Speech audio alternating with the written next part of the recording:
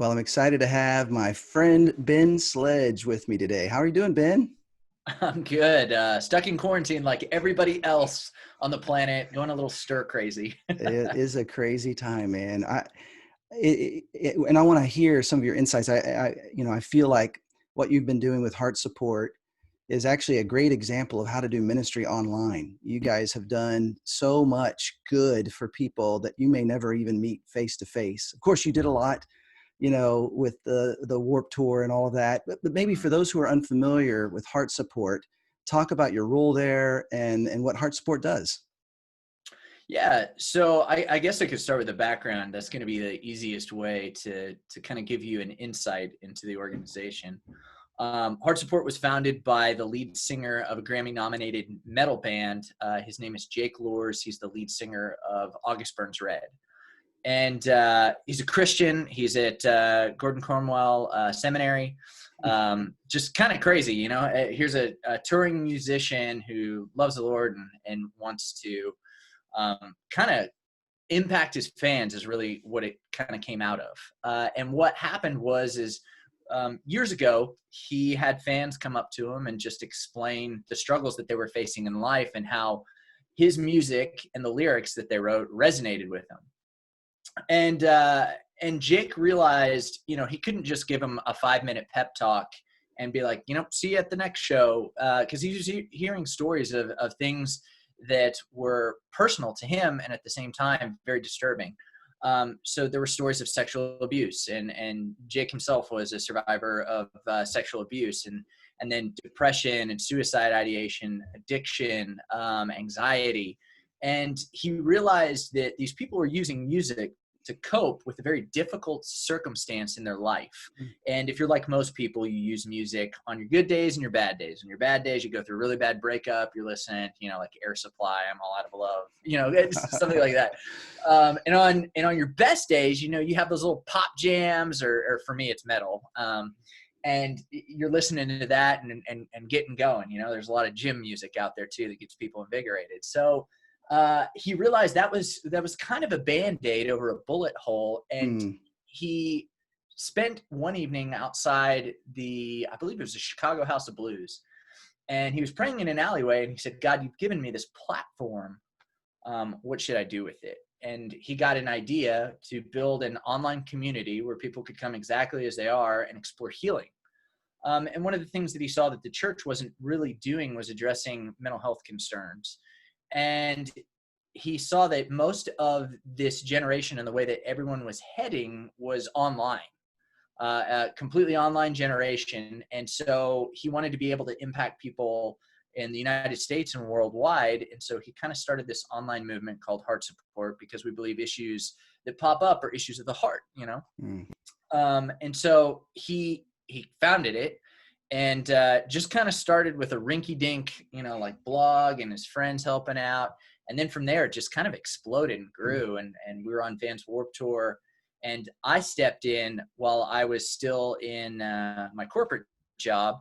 And I was serving at Gateway where we met and doing young adult ministry, and just knew that I wanted to give back in some way, shape, or form, because here was this guy who was, the lead singer of a metal band. And man, when Christians hear the word metal, they just immediately think you worship Satan and kick puppies and like the whole deal and like the You don't? Dark Lord and we're throwing up devil horns and what's funny is that so many Christians have decided to go into dark places and be light there. Mm. Mm. And so for me growing up as somebody who loved like heavy metal, hardcore metal, and like all the screaming and, there's a lot of trauma there from me growing up in a very, buckle the Bible belt conservative environment for the style of music I loved and the people that, would go to those concerts. And I was like, man, here's a guy who's making a difference in that scene that could totally flip the narrative for the American church on its head. And just started serving and volunteering. And then like he found out I do graphic design and ministry and like all this other stuff. And suddenly I was like his right-hand man. And it was off to the races. And then in 2013, he said, hey man, I think you should pray about your job and full time? And I said, you don't have any money. And he said, well, raise the money and come work for us. So that's how I ended up there. And that's what we do. And so we've created basically a giant thriving online community with relevant resources so that people can take proactive steps in their mental health and grow stronger. And we very much use the model that Gateway uses, which I believe is the Jesus model, is you talk to people in stories and parables and things that they understand, and let them belong well before they believe. And we never aim to push anything down anybody's throat, because we want to help people first.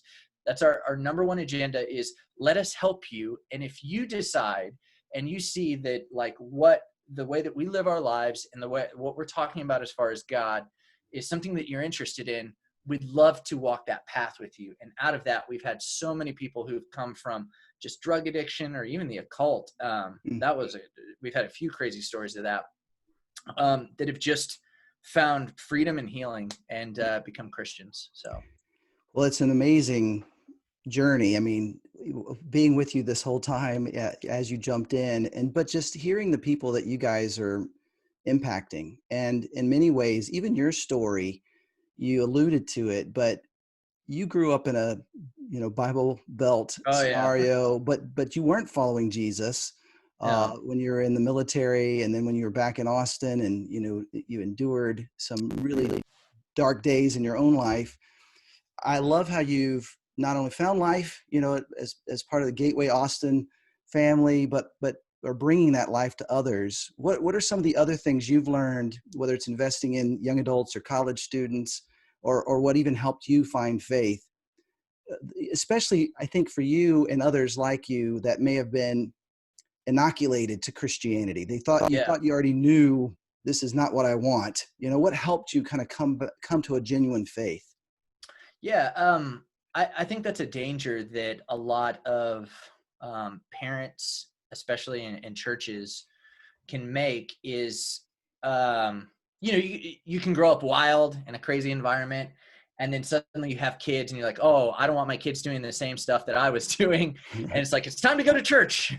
Right. And they leave kind of that mentality up to the church to somehow like disciple Mm, their kids, and mm, that never works out well. And so for me growing up, it was my parents, they did the best that they could, but we grew up in Oklahoma, the Buckle of the Bible Belt, and my parents met at a Bible college, very mm, conservative word of faith movement. So like name it and claim it, like, mm, God wants you to have a Maserati, kind of stuff. Like it just real bizarre. And so the more affluent that you were as a pastor in my community, with wealth or whatever, it meant the more that God was blessing you. mm, And so I grew up with a lot of false narratives. My parents went to a church for a while where they just literally screamed at the devil for like 3 hours.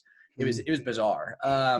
So very, Pentecostal, and for me, it was a very, very confusing message, because I would hear about this God of grace, Jesus who loves the sinner. And yet at the same time, he just seemed so pissed off the Mm, entire time. And he was so mad at like everything that I was or wasn't doing, sins of omission and commission. mm, And by the time I was 16, I was just like, man, I think this is all bunk. And it really kind of escalated when the church that I was attending, because my parents were like, you need to find your own church, grow your faith. And I respect them for that. And I want to do the same for my children.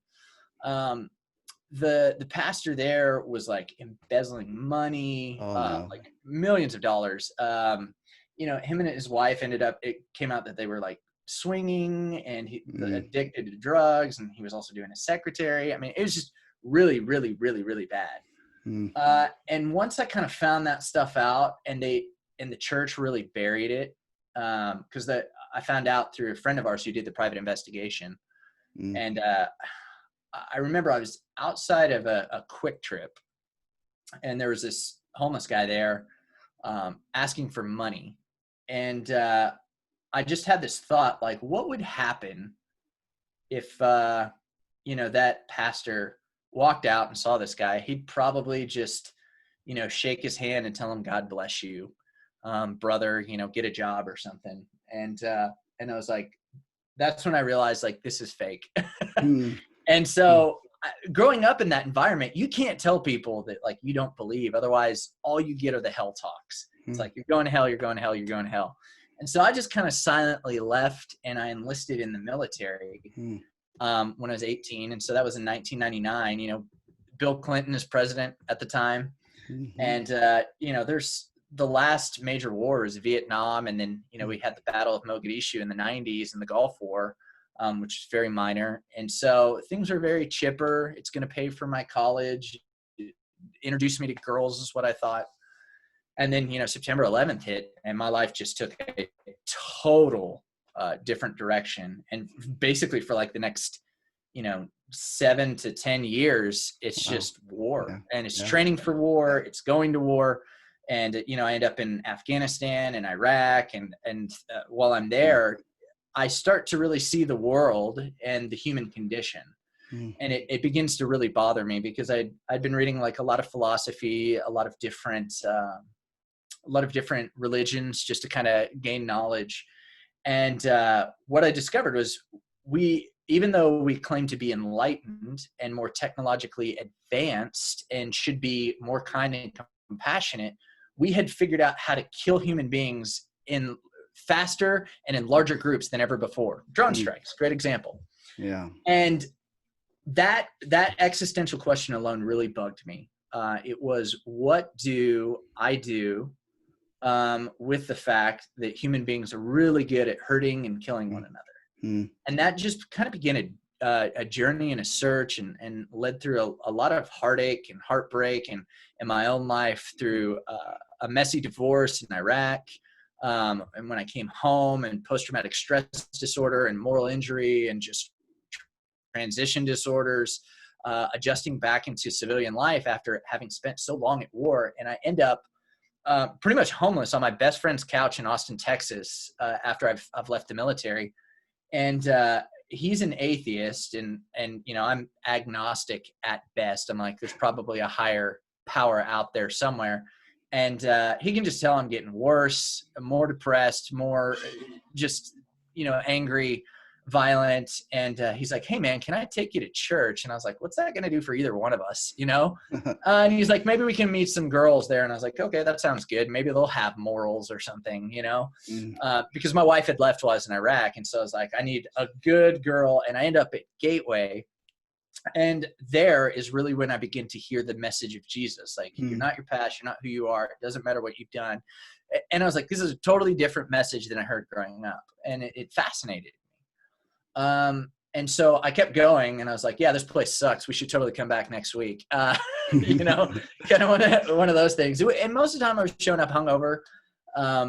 And two guys, a guy named Josh Reebok and another guy named Andy Baxter, and they both at one point served on staff there, just really just kind of walked beside me in kind of that messiness. And that they never judged me for like the crazy stuff that came out of my mouth, or the stupid things that I was doing, or the way that I talked about women, or any of that. And with time, I began to observe their lives, because I thought they're probably fake. At first I thought that's what Christians do, is just, you live one way and then there's the other way. And they were just really honest and open about everything in their lives. And I realized that they were actually living a version of Christianity that I was like, I think this might be real. And that changed everything for me. mm, And I began to ask questions. And, they talked to the way that they talked about their spouses, the way that they talked about life and friends, and the way that nothing was like black or white, but they involved Jesus more as kind of this gray God. And I was like, man, this is all fascinating. And I just remember one day I was in my apartment in Austin, Texas, and I was like, oh crap, I think I've become a Christian. So, and that was kind of the beginning of the journey. Well, and I've seen you walk alongside people with just as much compassion and even effectiveness. Some of those college kids that you were investing in have gone on to seminary and gone off to be missionaries. It's just really amazing to see how those two Yeah. guys investing in you in the same way you've invested in others. And, I love a lot of what you write is up on Medium, benjaminsledge.com, but you also have a book on depression called Dwarf Planet. Yeah. Tell me about some of what you write and how you've used even writing as a way to reach out to a post-Christian world? Yeah. So it's bizarre. You know, I've always done graphic design, and I love stories. I'm huge. I love story. I think it's what unites most of humanity. You know, it's why we love movies. It's why we love books. It's a story that captivates us. A good story can captivate anybody, and I think really that's why you saw Jesus teaching parables. Great stories. Everybody remembers them. And so when I met Josh, you know, he's now a Wall Street Journal bestselling author. Um, I just I'd always had a knack for telling stories, and that I wanted to write. And so he just started mentoring me in that process. And then I found out about this platform Medium, which is almost like YouTube for bloggers in a lot of ways. And a lot of people go there to read, and there's different publications. It's like kind of the new Great American Newsstand, but on a Yeah. digital online presence. And I realized that a lot of the presence there, as far as everything Christianity, was the same crap that I had read growing up, you know, or it was an exegesis of scripture. Like, and I was like, if you're trying to reach a post-Christian world, they don't give a rip about a book that they've never read. And let alone you quoting it. That would be like me coming up to you and quoting Moby Dick and you having never read it and being like, did that blow your mind? And you'd be like, that's the stupidest thing I've ever heard. And yet that's the way that Christians operate. Yeah. And so, especially in their writing. Mhm. And I'm like, so you want to reach a post-Christian world, especially in ways that can shape you. You're going to have to tell stories that resonate with their life with deeper meaning and spiritual implications. And there was this quote by C.S. Lewis that I really latched on to, where he said, what we need are not more little books on Christianity. He said, we need more writing on other topics with the author's Christianity latent. And I thought that that was really huge. And so I began writing in that way. And Medium, like their editors, reached out to me, started picking up my articles on stuff that I wrote about Christianity, stuff that I wrote about life that had, you know, my faith there. And it just, they started just sprouting wings. And now I'm like one of their top authors there. I've done investigative journalism pieces with them, just really honed and refined my craft. And then out of that, started writing books for heart support. And Dwarf Planet was kind of the one there. Because a lot of people, depression it's now, as of 2020, the number one cause of disability in the world. So we are witnessing more and more just kind of a decline in mental health. And, you know, the church historically has just been, you know, read your Bible, pray every day, and you'll grow, grow, grow. And what happens when you're still kind of struggling with that? And you have people like Charles Spurgeon, you know, the Prince of Preachers, who dealt with such crippling depression, he couldn't get out of bed some days. So how do you address that to the church and a world that believes that this is their identity? I am a depressed person. Or, you know, the church world, which is, you know, just do these things and depression will go away, and yay, Jesus. And yet you have Paul, who prays 3 times for his affliction to be, and God goes, sorry, you know, my grace is sufficient for you. So I think there's been a lot of shoddy exegesis in that way, shape, or form. And so I've wanted to kind of bridge that narrative and show people historical roots of depression, where it was originally named melancholy, how far it went back, other names for it in church history. There's also one called acedia, which was dealt more with sloth, but it was considered the worst. And I think a lot of people are really dealing with acedia, which is kind of like a similar but a little bit different form of depression. But in that way, shape, and form, I take them kind of through this journey in the book, along with workbook exercises, to take a whole person approach. Because one of the key things that we must recognize is God created us to be, you know, emotional, spiritual, intellectual, physical beings. And for me, if I came to you and let's say you're one of my college students and you cheated on your girlfriend, right? And you say, I'm depressed. And I come up to you and I go, just take some pills, man. It you know, it helped me, it'll help you. That's a complete and utter misdiagnosis. And yet that's the way that we'll often treat, depression. His depression is linked to, the fact that there was a moral failing there, and that he made a mistake and he feels down about that. And there's probably some shame and guilt.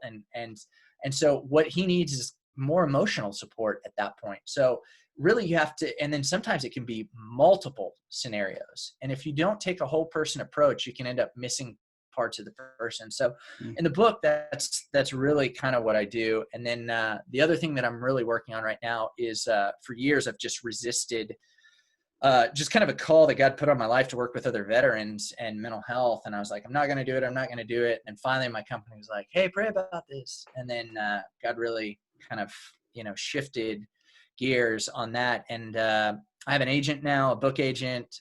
She actually launched Marie Kondo's career. So that was bizarre to like kind of have her as my agent. And so she reached out, like I started getting courted after like, my articles and books kind of gained some steam.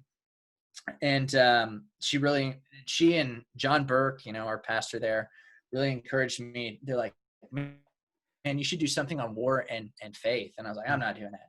And then they really pressed. And so I'm working on a war memoir that incorporates my journey from where I was all the way to where I am now. Beautiful. And talks, about things spiritually and psychologically, emotionally, and just if you can think of like Band of Brothers or With the Old Breed, which is based on like the HBO series, The Pacific, that's what they based that series off of. That book meets kind of like a Mere Christianity or Blue Like Jazz. Like that's the book. And I'm just really hoping that it impacts a lot of veterans, and especially churches and then civilians who begin to understand the intense struggles that soldiers face, and how they can help them process what they've been through in combat, and help them reintegrate back into society, but also give them a higher spiritual purpose, because there is very much a spiritual nature to war that a lot of people are not grasping in that respect. And so I'm tackling those topics. The proposal right now is being shopped by a few places. So we're just kind of waiting to hear back at this time. I love your stepping into that. I feel like you brought so much healing and hope to a lot of young people, that wouldn't have had it without your unique approach. And I think the same will be true for those who've served in our military. Yeah. I think this is going to be a really beautiful thing. We miss that you're not going to be in Austin, living up in Colorado now. I'll be back. I'm sure to and from, Oh yeah, for sure. Well, one of the things too, I know would be helpful. I mean, you described it earlier, but you've built an online community, and a lot of churches right now are reeling and trying to figure out, how do we do church online? And you've done such a great job of, like you said, helping people find faith and then find something local, because you want that local connection for them. But what would you say to a pastor who's struggling to reach young people, struggling to know what to do in this era of the pandemic? How do you do ministry online and even with young people? What's some advice you have for us? So the biggest thing, I mean, when the pandemic hit, it didn't affect our work at all. It affected donations and affected obviously our bottom line and fundraising and all of that. And so just like other places, we had to apply for loans and whatnot. Our biggest fundraiser is in April. And it was like, everyone lost their job. Please give us money. No, thanks. Yeah. In that, but as far as like day-to-day operations, like that's what we do. We were online already, and we were making a difference. And this is a struggle that I think a lot of people are going to have to pivot from, because we had to figure out the same thing. Because at first we were like, everything needs to be online. And then we realized not everything can be online, because people need that connection and interaction. And so I think the aspect that a lot of churches do really well is the in-person. Obviously the gathering of the saints and the community and getting people into the life groups and whatnot. But what happens when you can't do that? And that's really where a lot of pastors are reeling right now. It's like, well, we never planned for this. We never planned. And yet all of us use the internet. All of us use FaceTime or whatever it was beforehand in the future. And really the key thing that I would do is use technology to your advantage right now. When we started Heart Support, we didn't have like an awesome budget. Like we didn't even have to file 990s because we were like we had such low income, you Right. know? And so what we realized is there's a lot of free tools Mm, that can connect people digitally. Great example, everybody's using Zoom right now, but we're more of the Google people. You know, you have Google mm, Hangouts and you have Google Meet. Encourage, and then this is where discipling really kind of comes into effect. mm, Uh, Identify your key leaders that can shepherd people well, put them in charge of groups, and then set up like these online groups to meet each week. I'm still doing it, like even mhm, from afar. Like I'm mm, meeting with my guys. I have it tonight. I'm meeting with my guys at 8 mm, p.m. And you get online and you talk and you connect and because the church really is, and if you haven't figured out the whole live streaming methodology, there's a lot to that you'll have to figure out, but you can literally log on to figure out how to do a Google Hangout and then get your people doing these small groups, because the church is right there, and that's where life on life and growth happens the most. And mm. so my biggest thing is find the products and the platforms that are free for you right now, utilize them to your advantage. It's not going to hurt your budget or your bottom line. And in fact, it's going to help people to grow. And then just use email communications to send that stuff out. Text messaging services, if you have to. There's stuff like Twilio that can send it out mass. If you have your people, if you have their emails, you can send out other things to them. Like we have people on our mailing list that we can mass blast and say, hey, we have this live streaming event that we're going to be doing today. And I would say if you're looking to learn how to live stream, look on Twitch TV. There's a couple of churches that are already doing online church that way. If you don't know how to do anything, just set your phone up and hit Facebook Live from your church page or whatever it is, All right. and give a message there. The key thing is to innovate, and that's been the beautiful thing about the church as we've marched on and grown since the time of Jesus to now, is we've constantly had to innovate, adapt, and overcome. And that's a very military way to think of it, and that's what we say. But you just kind of have to look at what's around you, and that's the gift of common grace, is God gives us all of these incredible technological advancements. I mean, think about before the automobile was built. People had to do horse and buggy, or they had to just have local gatherings of their church in areas that they could walk to. So it's really going to be, as that technology advances, like how can you use that to your advantage, especially in a world that seems to grow increasingly more and more digital. So it's not going to take a lot of time. It'll take some time, but to learn just simple tricks like Google Hangouts, Zoom, Twitch is a live stream platform, Facebook Live is a live stream platform, or reach. Here's the other thing: when we didn't know what we were doing, we reached out to people that did, and Mhm. said, "Hey, how did you do this?" That's And great. there are a lot of churches that are doing this well and are going to be willing to offer their help because they want to see the body of Christ grow. That's awesome. Well, I encourage you, if you've never read what Benjamin Sledge writes at Medium, check it out. From the great American swindling of Christianity to 3 tips to become a more dateable man, Yeah. benjaminsledge.com, uh, There's one heartsupport.com. Andy Stanley liked and used in a sermon of his, Hey, and there you that one's go. called "Welcome to the World of Post-Apocalyptic Dating." I love it. Well, Ben, I love you, and Emily, and tell the kids hello as well. And thank you so much for what you're doing to get the message of Jesus the way Jesus intended out. Thanks for all you do. Thanks, Eric.